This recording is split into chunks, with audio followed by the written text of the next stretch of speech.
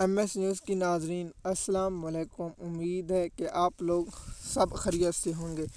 آج کا ہمارا جو مین ٹاپک ہے وہ ہے اسلام آباد ہائی کورٹ کے ججوں کا، جو ایک جج نے اپنے 5 ججوں کی پیٹھ میں چھرا گھونپا ہے، اس جج کا نام بھی بتائیں گے اور ان بہادر ججوں کا قصہ بنائیں گے۔ آپ سوچتے ہوں گے کہ ان ججوں نے کیا کیا، تو اس کی تفصیلات آپ لوگوں کے ساتھ شیئر کریں گے۔ مین جو ٹاپک ہے عدلیہ کی بربادی میں اہم کردار سپریم کورٹ کا ہے، یہ آپ لوگوں کے ساتھ آج کا ٹاپک ہے کہ اس عدلیہ کے نظام کو بربادی میں سپریم کورٹ کا اہم کردار پر آج بات کریں گے۔ سب سے پہلے آپ کو بتاؤں گا کہ 7 جج تھے جب خط لکھا گیا، تو جس پر جیسے میاں گل اورنگزیب صاحب تھے، اس کے بعد محمد طاہر ارباب جو بلوچستان سے تعلق رکھتا ہے، ان لوگوں کے ساتھ اس نے چھوڑ دیا، اور اسلام آباد ہائی کورٹ کے جو ٹاؤٹ جج، عسکری ٹاؤٹ جج، جو ملٹری نون لیگ کے پالتو جج لائے گئے، دو اسٹیبلشمنٹ کے وفادار ہیں، آئین و قانون کے وفادار ہیں، جس میں کا کردار تھا۔ ان لوگوں نے 5-6 کا مقابلے میں یہ جج ہار گئے، لیکن پاکستان کی تاریخ میں لکھا جائے گا ان بہادروں ججوں کا نام، جیسے میاں گل، اپنا چیف جسٹس اختر محسن کیانی، جسٹس بابر فروخ ستار، جسٹس طارق محمود اور جسٹس اسحاق خان اور جسٹس رفعت جو خاتون محترم، یہ 5 جج بہادری کے نشان ہیں۔ جسٹس عائشہ ملک جو سپریم کورٹ کے، جسٹس اطہر امین اللہ، جسٹس منیب اختر، جسٹس اپنا ہو گیا جو شہزاد ملک ہیں، اور ایک جج اور ہیں جن کا سپریم کورٹ جسٹس سخاوت، یہ اس نام، اور جسٹس شاہد وحید ایک اور جج ہیں۔ وہ ان لوگوں کا نام لکھا جائے گا جو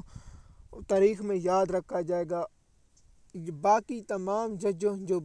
آپ کہیں گے کہ جیسے منصور علی شاہ کا آپ کو نام، کیونکہ یہ قاضی فیض عیسیٰ کا گروپ کا تھا،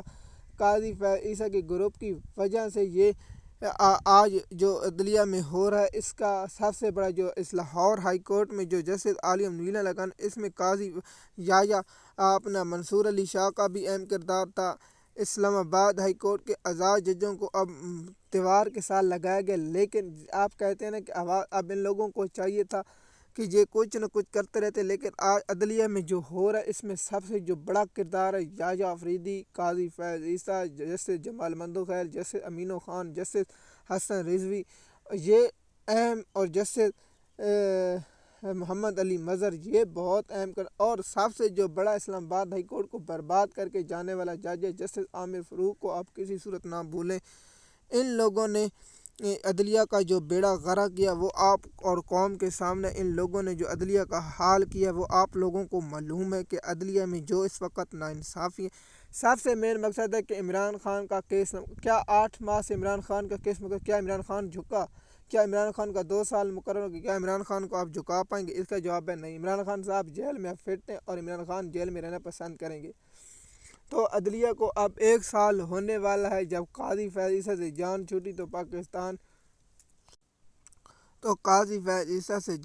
تو قوم خوشیاں منانے لگی کہ قاضی فیض عیسیٰ گیا، لیکن یحییٰ آفریدی نے قاضی فیض عیسیٰ سے 2 قدم ثابت کیا کہ میں قاضی فیض عیسیٰ کے نقش قدم چلوں گا اور قاضی فیض عیسیٰ کو بھی پیچھے چھوڑ دوں گا۔ اس کے بعد 26 آئینی ترمیم ہوئی، اور اس 26 آئینی ترمیم کے بعد جو پاکستان کی عدالتی نظام کے ساتھ ہوا، وہ آپ کے تاریخ میں پھر نون لیگ، مریم بلاول، بختیار زرداری، مولانا عسکری بینچ بنا ہے، جو انصاف کا ملٹری کیس کا فیصلہ حکومت کے حق، ججوں کا فیصلہ حق، اور اس کے ساتھ 3 فیصلے دیے، اور تینوں حکومت کے حق میں فیصلے دیے، اور کیس جو ان کے حق میں گئے، اس کا مطلب ہی یہ تھا کہ اپنی مرضی کا بینچ بنے، اور جو جج اس میں شامل ہیں اور اس میں بنائے گئے۔ پی ٹی آئی کا کیس ابھی تک مقرر نہیں ہوتا، اور نون لیگ کا جاتا ہے تو عسکری ٹاؤٹ مریم عسکری بینچ اس کو مقرر کر دیتا ہے اور سماعت شروع کر دیتا ہے۔ آپ کو معلوم ہے پاکستان کا جو عدالتی نظام ہے اس وقت سب سے بڑا، جس پر جیسے اطہر امین اللہ کا وہ مجھے ریمارکس یاد آتا ہے، جو کہتا ہے کہ پاکستان کی عدلیہ کی انصاف اتنا ہے جتنا قوم سمجھتی ہے۔ آپ کو معلوم ہوگا اب نظر انٹر کورٹ اپیل دائر ہے، کیا اب چھٹیوں کے بعد مقرر ہونے کا امکان ہے؟ تو دیکھتے ہیں کہ 15 ستمبر سے نیا سال سپریم کورٹ کا شروع ہوتا ہے۔ اب نئے سال کے بعد کیا ہوتا ہے، پھر اس کی تفصیلات آپ لوگوں کے ساتھ شیئر کریں گے اور آپ لوگوں کو اس کی مکمل تفصیلات آگاہ کریں گے۔ اب